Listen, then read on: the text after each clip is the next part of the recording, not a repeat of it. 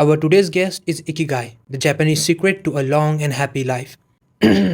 You claim to know the secrets of how to live a long and happy life. Secrets such as what kind of diet to eat, how to choose a perfect career, how to have a healthy social life, and most importantly, how to find meaning and purpose. But before I start this interview, let me ask you this. Are you just another self help book trying to present old wine in a new bottle? And if not, do you have any scientific data to back up your claims? Okay, let's get into it. In Japan, there is a small village called Ogimi. It is located on the north end of Okinawa Island. It has a population of just over 3,000. But the most interesting thing about this village is that it has the highest life expectancy in the world.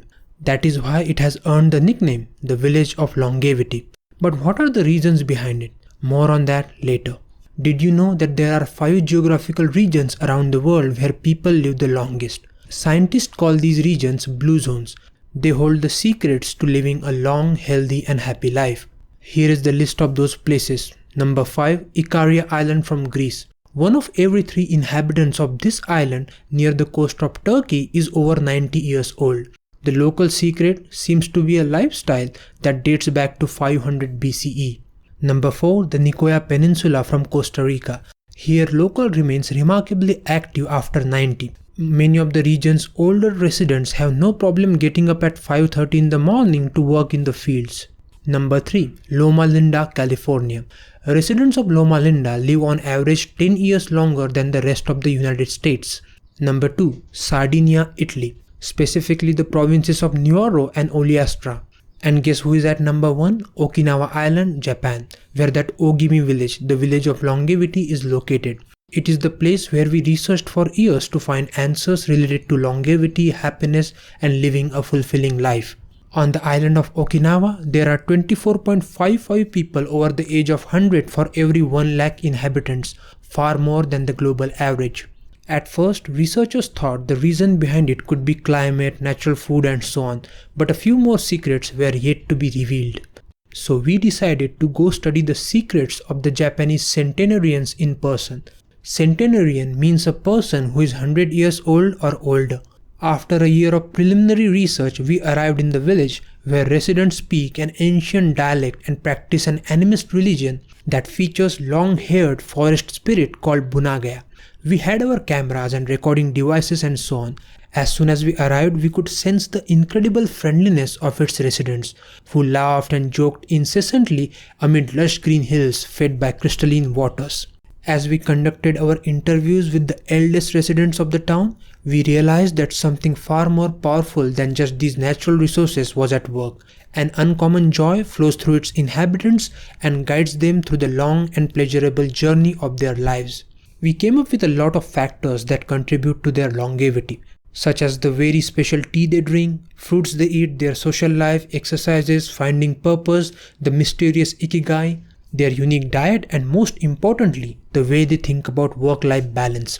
The experience was really eye-opening for a Westerner like me. This book contains all the factors that we came across during our research, and that's why we gave it the name Ikigai, the Japanese secret to living a long, healthy life. Now you can start with your questions. I'm ready. Almost everyone knows that stress is not good for health. It contributes to premature aging and so on. But apart from that, what is the one factor that affects longevity, overall health and well-being? You have to name just one factor, the most important one. Okay, let me think. Yes, I know. This should be the most important one. I call it a model's best kept secret. Using this secret, the supermodels look so good on the ramp walk. You see, we age both externally and internally, both physically and mentally. One of the things that tell us the most about people's age is their skin. As we age, our skin shows different textures and colors according to processes going on beneath the surface. Most of those who make their living as models claim to sleep between 9 and 10 hours the night before a fashion show. This gives their skin a taut, wrinkle-free appearance and a healthy red-iron glow. Sleep is associated with cellular repair and maintenance process. During deep sleep, the body produces and releases hormones that promote tissue repair, muscle growth, and the removal of toxins. Inadequate sleep compromises these repair processes, contributing to accelerated aging and an increased risk of age-related diseases. Secondly, sleep also influences the balance of various hormones, including cortisol, the stress hormone, insulin, and growth hormone. Disruptions in sleep patterns can lead to hormonal imbalances, which may contribute to metabolic dysfunction and other age-related health issues. So science is pretty clear on this. It has been shown that sleep is a key anti-aging tool. When we sleep, we generate melatonin, a hormone that occurs naturally in our bodies. Melatonin is a powerful antioxidant that helps us live longer and also offers the following benefits. Number 1, it strengthens the immune system. Number 2, it contains an element that protects against cancer. Number 3, it promotes the natural production of insulin. Number 4, it slows the onset of Alzheimer's disease. For all these reasons, melatonin is a great ally in preserving youth. But here is the tricky part. Melatonin production decreases after age 30. So you have to find ways to compensate for this, and you can do so by eating a balanced diet and getting more calcium, soaking up a moderate amount of sun each day, getting enough sleep, and finally avoiding stress, alcohol, tobacco, and caffeine, all of which make it harder to get a good night's rest, depriving us of the melatonin we need. Experts are trying to determine whether artificially stimulating the production of melatonin might help slow the aging process, which would confirm the theory that we already carry the secret to longevity within us. The listeners of the Wisdom Podcast, take a note. Melatonin has a strong antioxidant properties and may counteract the aging process. Okay, moving on. Generally, when people talk about living a healthy life, they talk about exercise, diet, stress management, and so on. But all of these are external factors and we will get to them shortly. But I want to know the internal factors that affect longevity. For your research, you interviewed a lot of people who crossed the age of 100. What is different about their mindset, their internal state? How do they find internal peace? One study conducted at Yeshiva University found that the people who live the longest have two traits in common: a positive attitude and a high degree of emotional awareness. In other words, those who face challenges with a positive outlook and are able to manage their emotions are already well on their way toward longevity. A stoic attitude, being calm in the face of a setback, can also help keep you young because it lowers anxiety and stress levels and stabilizes behavior. This can be seen in the greater life expectancies of certain cultures with unhurried, deliberate lifestyles. Many Okinawan people we interviewed have similar profiles. They have had full lives that were difficult at times, but they knew how to approach these challenges with a positive attitude and not be overwhelmed by the obstacles they faced. Alexander Imik, who in 2014 became the world's oldest living man at age 111, knew he had good genes but understood that other factors contributed too. The life you live is equally or more important for longevity, he said in an interview with Reuters after being added to Guinness World Records in 2014. So the positive attitude in the face of adversity is important, but how can someone become like that? I know I'm not that person. I get stressed quite often when things don't go my way. I mean, one has to be very driven in life if he or she wants to face challenges very calmly. Is there a way we can make things a little bit easier? Yes, you can if you find meaning and purpose in your life. Most people think it is very difficult to find purpose and meaning, but come on, it's not rocket science. I know a scientific tool that can help you with that: logotherapy by Viktor Frankl. Viktor Emil Frankl was an Austrian psychiatrist and a Holocaust survivor who founded logotherapy, a school of psychotherapy that describes a search for life's meaning as the central human motivational force. A study conducted by Frankl in the Vienna clinic found that among both patients and personnel, around 80% believed that human beings needed a reason to live, and around 60% felt that they had someone or something in their lives worth dying for. Frankl explains that one of the first questions he would ask his patients was, "Why don't you commit suicide?" Usually the patient found good reason not to and was able to carry on. What then does logotherapy do? The answer is pretty clear. It helps you find reasons to live. Logotherapy pushes patients to consciously discover their life's purpose in order to confront their neurosis. Their quest to fulfill their destiny then motivates them to press forward, breaking the mental chains of the past and overcoming whatever obstacles they encounter along the way. The process of logotherapy can be summarized in these 5 steps. Number 1, a person feels empty, frustrated, or anxious. Number 2, the therapist shows him that what he feels is the desire to have a meaningful life. Step 3, the patient discovers his life's purpose at that particular point in time. Step 4, Of his own free will, the patient decides to accept or reject that destiny. Number 5. This newfound passion for life helps him overcome obstacles and sorrows. In typical modern societies, no one seems to care about this. People do what they are told to do or what others do rather than what they want to do. They often try to fill the gap between what is expected of them and what they want for themselves with economic power or physical pleasure, or by numbing their senses. It can even lead to suicide.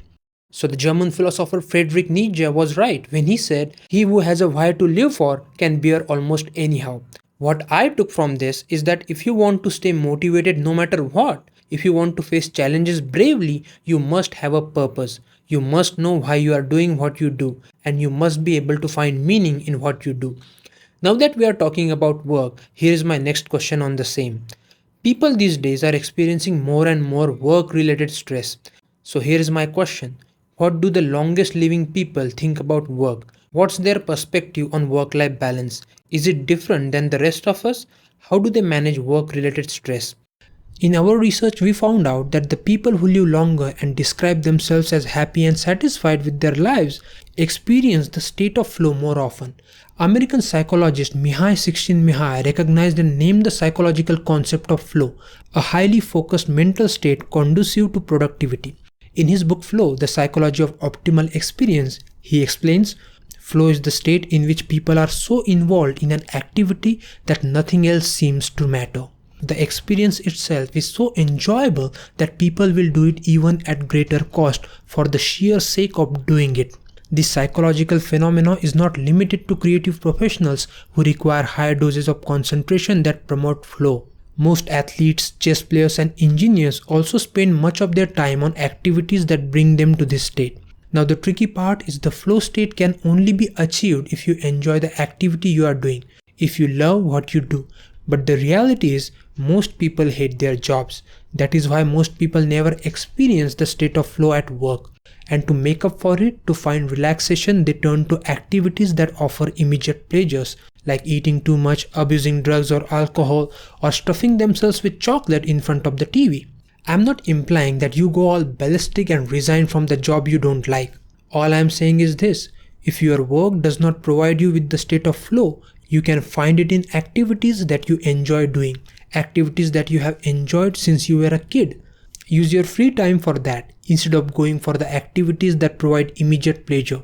The flow state could be found in exercising, drawing, reading, writing, and playing chess, anything you like, but you must be careful in choosing the activity. If it is too easy, you will get bored. If it is too difficult for you, you will likely give up. In his book Flow, The Psychology of Optimal Experience, author Mihai Csikszentmihalyi states that we tend to enjoy the activities in which we are personally involved. For example, if you join a gym and want to enjoy exercising, then buying a new pair of shoes and track pants is not a solution. Simply buying these things will not make exercising more enjoyable.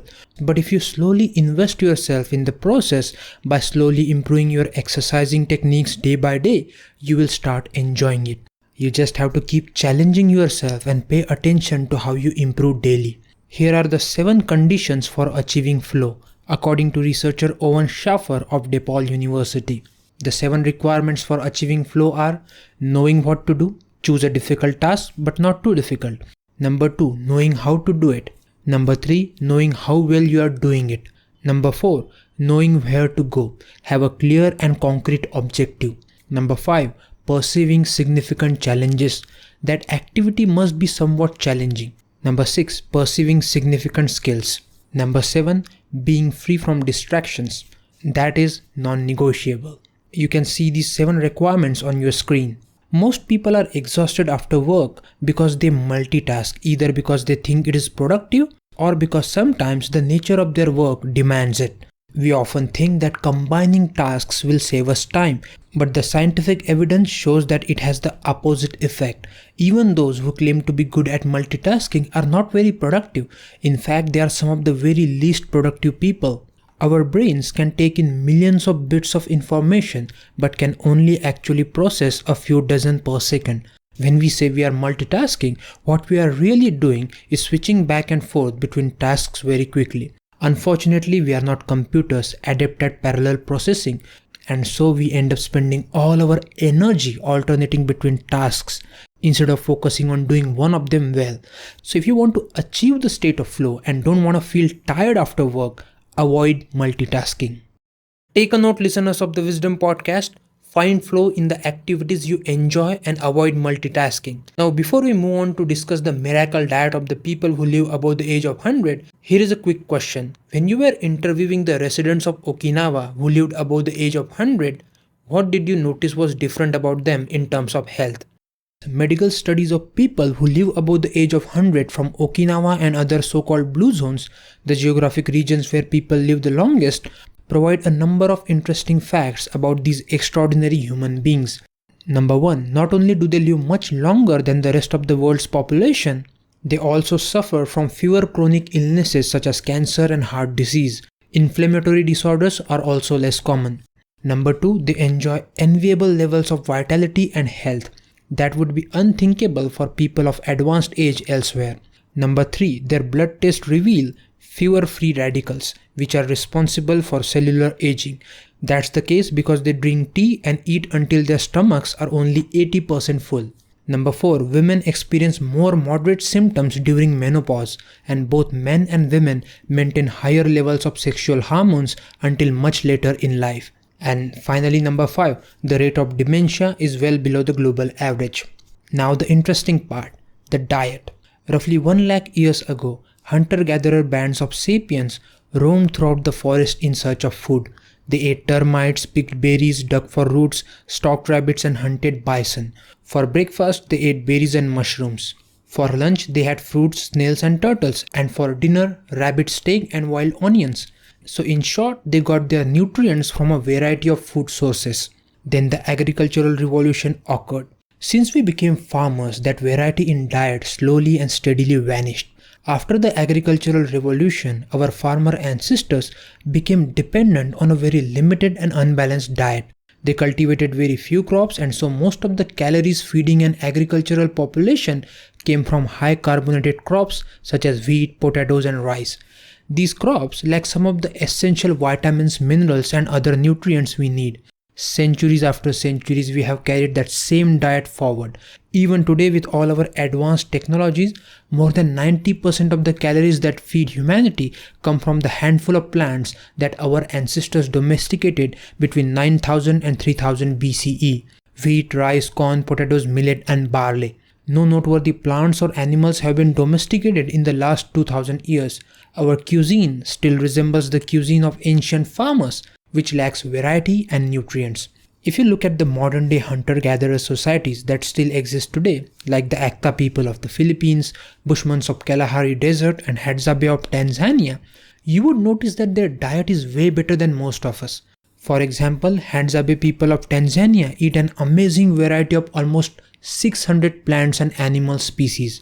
They eat about 100 grams of fiber each day, 10 times more than the average American. The Bushmen of the Kalahari Desert eat 75 or more wild plants and consume 100 grams of protein every day. So the hunter-gatherers had a variety in their diet and we do not. But what can we do? I cannot ask you to go and live like hunter-gatherers to add variety and nutrition in your diet. That's not a solution we are talking about here. But I can give you a modern day alternative, the miracle diet of the Okinawan people, the rainbow diet. Okinawan people eat a wide variety of foods, especially vegetables. They eat 206 different foods including spices on a regular basis and on average 18 different foods each day. The easiest way to check if there is enough variety on your table is to make sure you are eating the rainbow. Your plate must contain foods of 7 different colors: orange carrot, green spinach and white curd, etc. They consume at least 7 types of fruits and vegetables daily. More than 30% of their daily calories come from vegetables. They rarely eat sugar, and if they do, it's cane sugar. Their village has many stalls selling sugarcane juice, which provides anti-carcinogenic benefits. This kind of diet is way more nutritious than the diet we follow in our ever-growing fast food culture.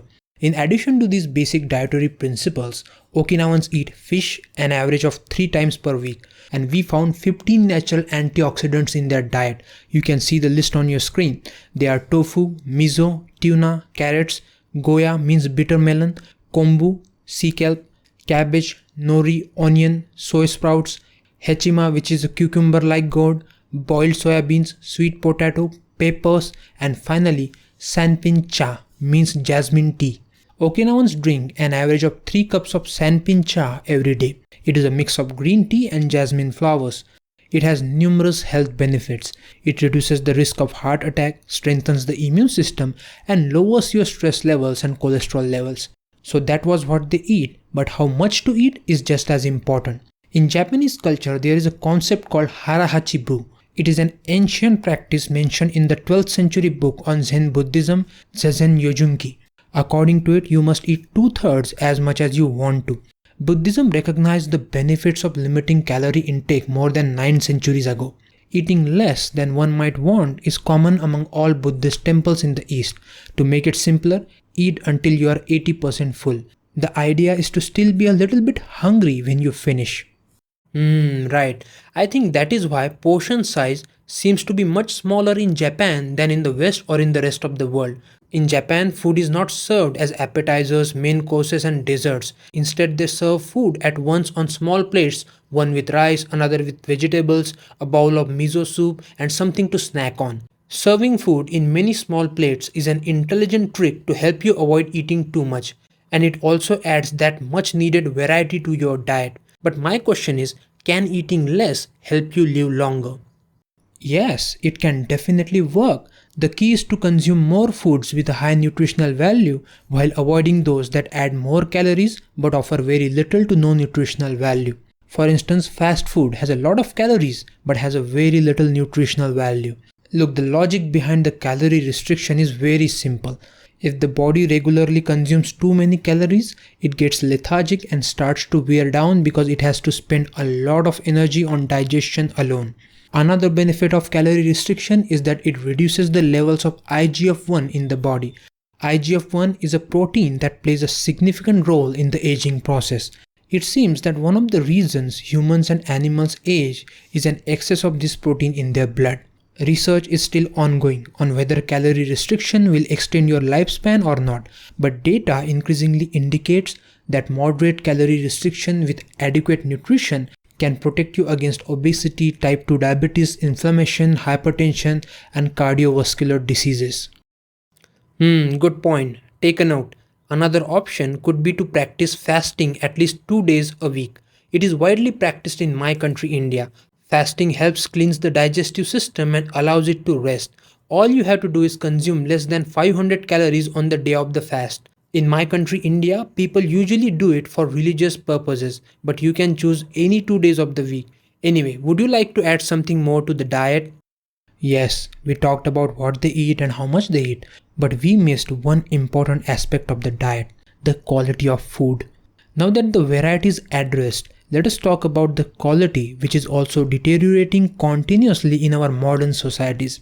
When we were hunter-gatherers, everything grew naturally.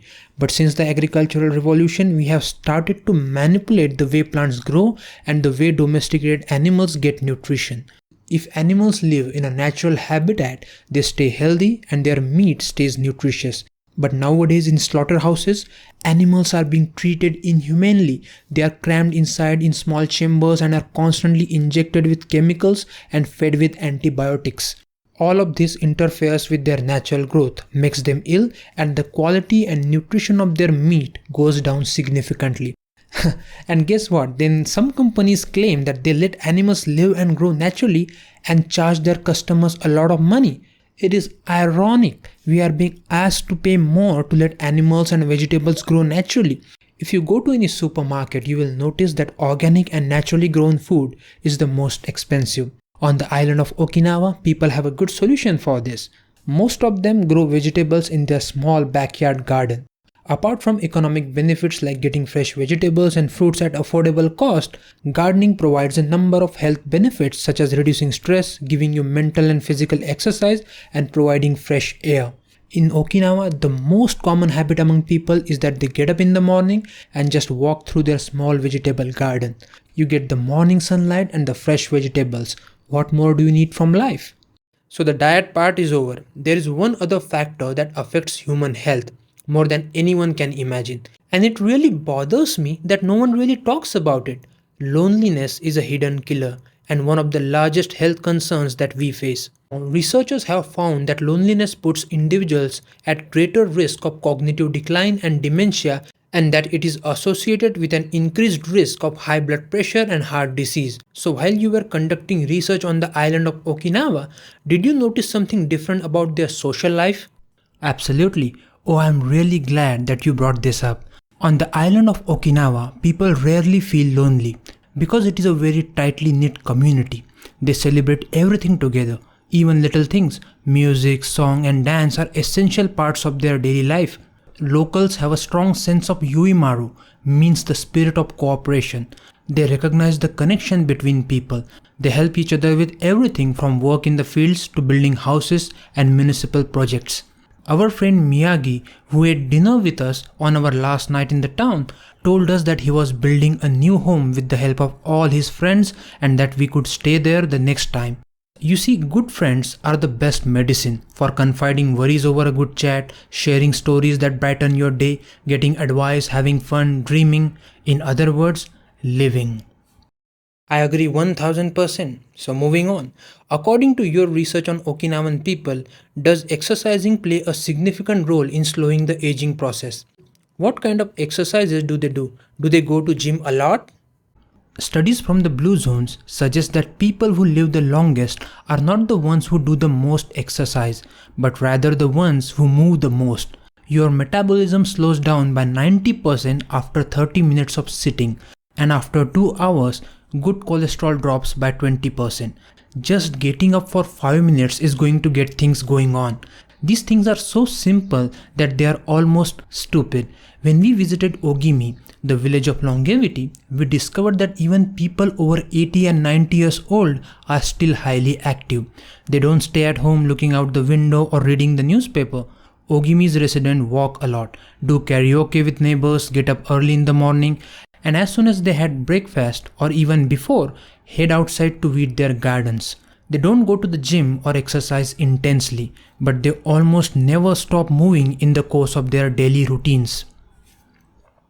So that's it for today's episode. Let's end it with an ode to longevity, written by an Okinawan woman who was about to turn 100 years old. She sang the following song for us in the mixture of Japanese and the local dialect. To keep healthy and have a long life, eat just a little of everything with relish. Go to bed early, get up early, and then go out for a walk. We live each day with serenity and we enjoy the journey. To keep healthy and have a long life, we get on well with all our friends. Spring, summer, fall, winter, we happily enjoy all the seasons. The secret is not to get distracted by how old the fingers are, from the fingers to the head and back once again.